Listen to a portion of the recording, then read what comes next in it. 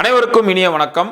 இன்றைய பதிவாக நாம் காண இருக்கும் தலைப்பு அரசு டாக்டர் ஆவேனா. என்னிடம் ஜாதகம் பார்க்க வந்த ஒரு ஜாதகி அவங்க என்ன கேட்குறாங்கன்னா, அரசு டாக்டர் ஆவேனா மற்றும் அவங்க ஜாதகத்தை பற்றின விரிவான விளக்கங்களோட தான் இன்னைக்கு ஒரு பதிவு. ஸ்க்ரீனில் வர்ற இந்த ஜாதகத்தை பாருங்க. அவங்க பிறந்திருக்கிறது மார்ச் 10, 1993 இரவு 10:30 பிறந்திருக்கிறாங்க.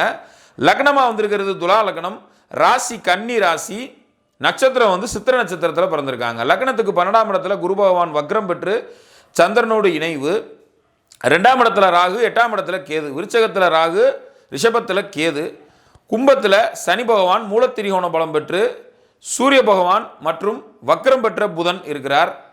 6ஆம் இடத்துல சுக்கிரன் உச்சம் பெற்று இருக்கிறார். 9ஆம் இடத்துல செவ்வாய். இதுதான் அந்த ஜாதகத்தோட நிலைமை.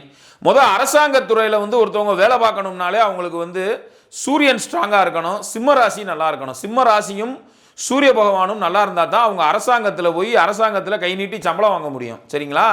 இப்போ இவங்க அரசாங்க டாக்டர் அப்படிங்கும்போது செவ்வாயோட நிலைமையும் பார்க்கணும், சனியினுடைய நிலைமையும் பார்க்கணும். ஏன்னா ஒருத்தவங்க நல்ல தொழிலாளியாக இருக்காங்கன்னாலும் சனியோட நிலைமை வேணும்.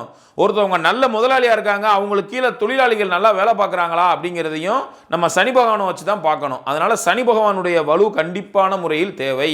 அப்போ சனி பகவானுடைய நிலைமையும் செவ்வாயின் நிலைமையும் சூரியனோட நிலைமையும் பார்க்கணும். இங்கே சூரிய பகவான் பாருங்க, லக்னத்துக்கு 5ஆம் இடத்துல ஆட்சி பெற்ற மூலத்திரிகோண பலம் பெற்ற சனியோட, சரிங்களா, ஆட்சி பெற்ற மூலத்திரிகோண பலம் பெற்ற சனியோட சூரிய பகவான் இருக்கார். சூரிய பகவானுக்கும் சனி பகவானுக்கும் நெருக்கம் இல்லைனா கூட இங்கே மூலத்திரிகோண பலம் பெற்ற நிலையில சனி இருக்கிறதுனால அங்கே சனி பகவான் வலுப்பெற்றே இருக்கிறார். அப்போ சூரியனுக்கு வீடு கொடுத்தவர் அங்கேயே ஆட்சியா இருக்கிறாரு. ரெண்டு பேருமே சேர்ந்து சிம்மத்தை பார்க்குறாங்க. அப்போ சிம்ம ராசி பாதிக்கப்பட்டுருச்சு. சூரியன் சனி வீட்டில் பகை பெற்று சனியோட இருக்கிறாரு. சனி அங்கே சூரியனோட நெருக்கம் இல்லாமல் இருந்தால் கூட, டிகிரி வைஸ் நெருக்கம் இல்லைனா கூட, மூலத்திரிகோண பலம் பெற்ற வீடு, மூலத்திரிகோண பலம் பெற்ற வீட்டில் அமர்ந்த கிரகம் அது சனியாக இருக்கட்டும், குருவாக இருக்கட்டும், சரிங்களா, செவ்வாயாக இருக்கட்டும், மூலத்திரிகோண பலம் பெற்ற ஒரு கிரகம் தன்னுடைய ஆளுமையை முழுசாக செலுத்தும் சார். சரிங்களா? அப்போ அந்த கிரகத்துக்கு பலம் ஜாஸ்தி. இதில் கூடுதலாக டிகிரி வைஸ் சேரலை வைக்கலன்னா நம்ம இங்கே பேச முடியாது. புரிஞ்சுக்கிட்டீங்களா? மூலத்திரிகோண பலம் பெற்ற கிரகத்துக்கு வலு கூட. சரிங்களா? அப்போ சனி சூரியன் இங்கே சேர்க்கைன்னு தான் நம்ம எடுத்துக்கிறணும். அப்போ சிம்ம ராசியை சனி சூரியன் ரெண்டு பேருமே சேர்ந்து பார்க்குறாங்க. அப்போ சனி முற்றிலும் சூரியன் முற்றிலும் பாதிக்கப்பட்டார்.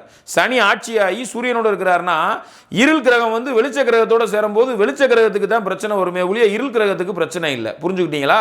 அப்ப கண்டிப்பா இங்கே சூரியன் பங்கப்படுறார். சூரியன் வீட்டையும் சனி பார்த்து சூரியன் வீடும் பங்கப்படுது. அப்ப இவங்க அரசாங்க துறைக்குள்ள போறதுக்கான வாய்ப்பு இல்ல. பிரைவேட்டா இவங்க கிளினிக் வச்சிருக்காங்க, நல்ல வருமானத்தோடு இருக்காங்க. 2ஆம் பாவத்தில் ராகு இருக்கிறார்.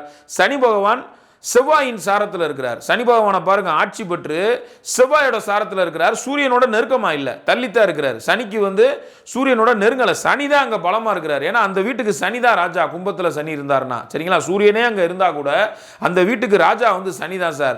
சனி செவ்வாயோட சாரத்தில் இருக்கிறார்.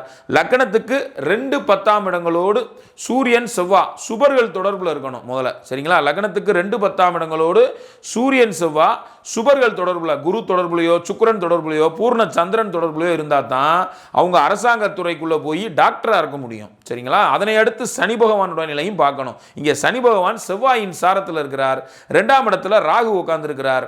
ராகு விருச்சக பாவத்தில் உட்கார்ந்துருக்கிறார். செவ்வாயோட வீட்டில் செவ்வாயின் தன்மைக்கு ஏற்ப ராகு அங்கே பலன் தருவார். அப்படிங்கிறதுனால ராகு 2ல் இருக்கிறார். அதனால இவங்க டாக்டரா இருக்காங்க. இதுல சந்தேகமே இல்லை. ஏன்னா ராகு கேதுக்களுக்கு வீடு கிடையாது சார்.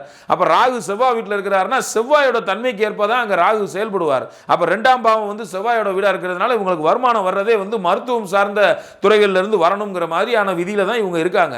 கொடுப்பனையை தரக்கூடிய சனி பகவானும் பாருங்க, காலபுருஷனுக்கு 10ஆம் அதிபதியான சனி பகவான், அதாவது மேஷ வீட்டில இருந்து எண்ணி வரும்போது 10வது ராசியாக மகரம் வரும் காலபுருஷனுக்கு. அப்ப அந்த சனி பகவான் என்ன நட்சத்திரத்தில் இருக்கிறார் பாருங்க, மூலத்திரிகோண பலம் பெற்று அவிட்ட நட்சத்திரத்தில் இருக்கிறார், செவ்வாயின் சாரத்தில் இருக்கிறார். சோ சனியும் செவ்வாயின் சாரத்தில் இருக்கிறார். அதே நேரத்தில் 2ஆம் பாவமும் செவ்வாயின் வீடாகி ராகு உட்கார்ந்து இருக்கிறதுனால இவங்களுக்கு மருத்துவத்துறையில் வருமானம் வருது. இப்போ இவங்க டாக்டரா இருக்காங்க. பிரைவேட்டா கிளினிக் ரன் பண்றாங்க. குரு திசை போயிட்டு இருக்கிறதுனால இப்போ இவங்களுக்கு குரு திசையில சுக்கிர புத்தி, சரிங்களா? குரு திசை போய்கிட்டு இருக்கிறதுனால இவங்க ப்ரொஃபஸராக இருக்காங்க, மெடிக்கல் காலேஜில் இவங்க ப்ரொஃபஸராக இருக்காங்க, அதே நேரத்தில் கிளினிக்கும் ரன் பண்ணுறாங்க, கேசஸ் ப்ரைவேட்டாக வர்றதையும் பார்த்துக்கிட்டு இருக்காங்க. வேற ஹாஸ்பிட்டல்ஸில் ப்ரைவேட்டாக கேசஸ் இருந்தால் இவங்களை கூப்பிடுவாங்க, அந்த மாதிரி போயிட்டு இருக்காங்க. அரசாங்க டாக்டர் ஆகிறதுக்கான அமைப்பு இல்லை, ப்ரைவேட்டாக வந்து ஹாஸ்பிட்டல்ஸில் வந்து கேசஸ் இருந்தால் போகிறாங்க. அதே நேரத்தில் ஒரு காலேஜில் வந்து ப்ரொஃபஸராகவும் இருக்காங்க, தனியாக கிளினிக் வேற வச்சு ரன் பண்ணுறாங்க. ஸோ வருமானத்துக்கு இவங்களுக்கு பிரச்சனை கிடையாது. ரெண்டாவது தசாபுத்தி நடத்துற கிரகமும் பாருங்க குரு திசையில வந்து இப்ப பாருங்க சுக்கிர புத்தி ஓடுது. உச்சம் பெற்றவனுடைய புத்தி, சரிங்களா? உச்சம் பெற்ற சுக்கிரன் குருவை பார்க்கிறாரு. குரு வந்து இந்த ராசி லக்னத்துக்கு பார்த்தீங்கன்னா விசேஷ ஆதிபத்தியம் கிடையாது. ராசிக்கு வந்து பாதகாதிபதியா வருவாரு, லக்னத்துக்கு 3 6 கூடிய அவயோகியா வருவார். ஸோ அவர் 12ஆம் இடத்துல மறைகிறது நல்லது.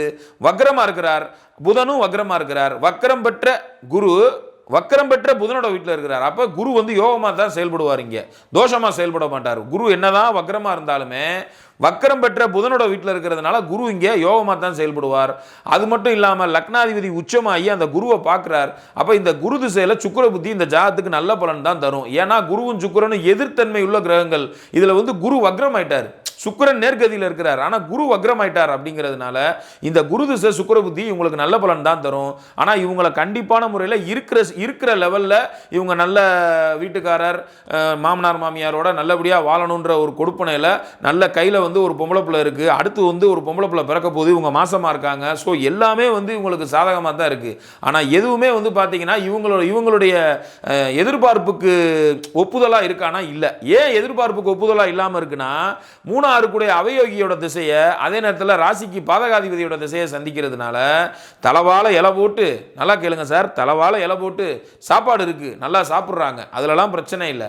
ஆனால் பிடித்தம் இல்லாமல் அவங்களோட சர்க்கம்ஸ்டன்சஸ் வந்து அவங்களுக்கு பிடிக்கல, அவங்க பிடிச்ச வாழ்க்கையை அவங்களால வாழ முடியல. ஆனால் எல்லாமே நல்லா இருக்கு, அவங்களுக்கு எல்லாமே சிறப்பாக இருக்கு. காரணம் இந்த அவயோக கிரகமான அந்த குரு வந்து என்ன பண்ணி போடுவார்னா சர்க்கம்ஸ்டன்சஸ் எல்லாமே வந்து பார்த்தீங்கன்னா கூட இருக்கிறவங்க எல்லாருமே ஹஸ்பண்ட்ல இருந்து எல்லாருமே பெர்ஃபெக்டாக இருப்பாங்க. ஏன்னா குரு வந்து மறைஞ்சு ஸ்ட்ராங்காக இருக்கிறதுனால 12ஆம் இடமும் சுபத்தன்மையாக இருக்கிறதுனால நல்ல ஒரு வசதி மிக்க ஒரு குடும்பத்தில் தான் இவங்க இருக்காங்க, நல்லா இருக்காங்க, அதுலலாம் பிரச்சனை கிடையாது. ஆனால் இவங்களுக்கு அந்த குரு என்ன பண்ணிடுறாரு, இவங்க விரும்பத்தக்க இவங்க விரும்பின அந்த வாழ்க்கையை இவங்களுக்கு கொடுக்க மாட்டார், சரிங்களா? மற்றபடி வந்து உத்தியோகத்திலேயோ வேலையிலையோ சம்பாத்தியத்திலேயோ இவங்களுக்கு பிரச்சனை இல்லை. இங்கே 6ஆம் இடமும் 12ஆம் இடமும் சுபத்தன்மையாக இருந்து இவங்களுக்கு வெளிநாடு போகிறதுக்கான அமைப்பு இருக்கானா இருக்குது. ஆனால் பட் இவங்க கணவரோட ஜாதத்தில் பார்த்தீங்கன்னா அவர் உள்ளூரில் தான் இருக்கணுங்கிற மாதிரி இருக்குது. இவங்க வெளிநாடு போகணுன்னு விரும்புகிறாங்க, வெளியூர் போகணுன்னு விரும்புகிறாங்க. அப்படி இல்லைன்னா அரசாங்கத்துறையில் போய் நான் வேலை பார்க்கலாம் அப்படிங்கிற மாதிரி நினைக்கிறாங்க. இது ரெண்டுமே உங்களுக்கு நடக்கலை.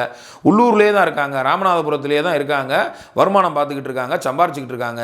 இருக்கிற லெவலில் அப்படியே உங்கள் ஃபேமிலியை நல்லா ரன் பண்ணிவிட்டு நீங்கள் சம்பாத்தியம் பார்த்துட்டு அடுத்தும் உங்களுக்கு பொம்பளை பிள்ளை தான் பிறக்க, உச்ச சுக்கிரனோட பார்வையில் குரு வக்ரமாக இருக்கிறதுனால அடுத்தும் பொம்பளை பிள்ளை தான் பிறக்க போகுதுன்னு சொல்லி பலன் சொல்லிட்டேன். மேலும் இது போன்ற ஜோதிட தகவல்களுக்கு ஜோதிடர் ஆர் பார்த்தசாரதி ஸ்க்ரீனில் வர என்னோட கான்டாக்ட் நம்பர், வாட்ஸ்அப் நம்பரும் அதுவே. ஜோதிட ஆலோசனைகளுக்கு என்னை நீங்கள் தயங்காமல் தொடர்பு கொள்ளலாம். நன்றி, வணக்கம்.